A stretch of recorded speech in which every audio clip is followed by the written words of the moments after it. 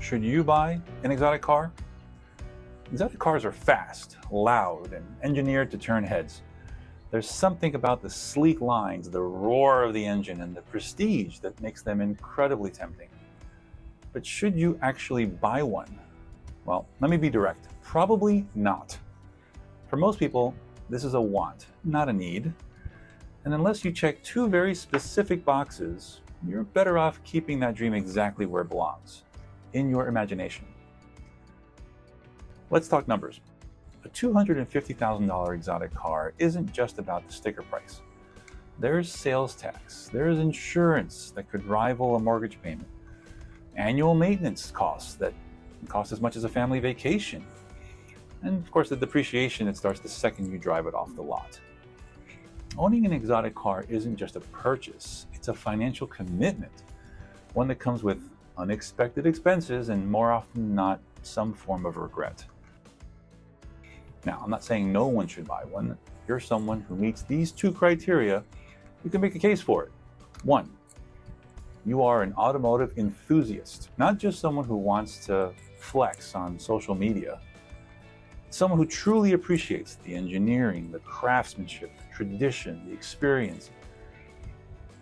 And or two, you're financially set, meaning the cost of the car is less than 1% of your total net worth, for instance.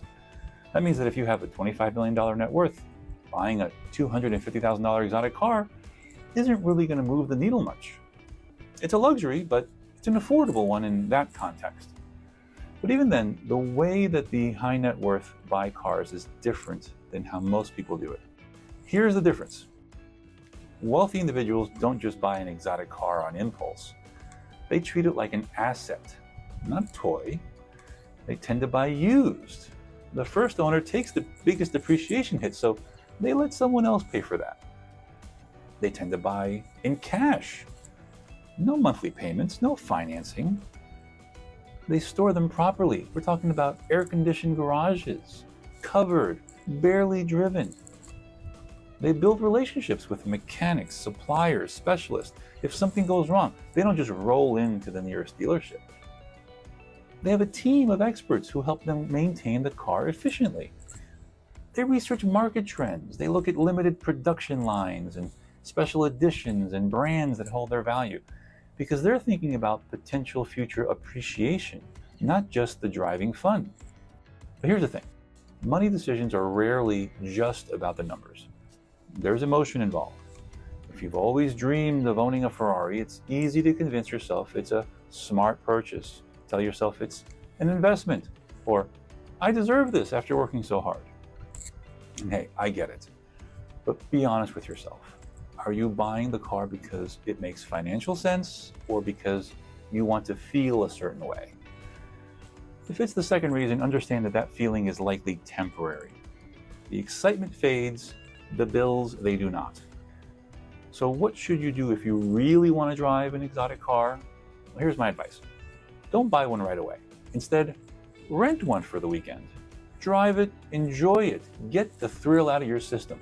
And if after that you still feel like you must own one, take a step back and reassess.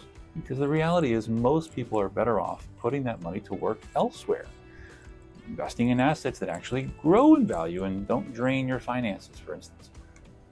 And if you play your cards right, maybe one day you'll have the kind of wealth where buying an exotic car is really no big deal. So, should you buy an exotic car?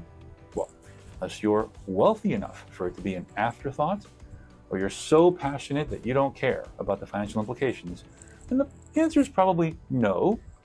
But hey, if you do buy one, at least promise me this. Don't finance it at 10% interest thinking it's going to make you happy in the long term. Thanks for watching.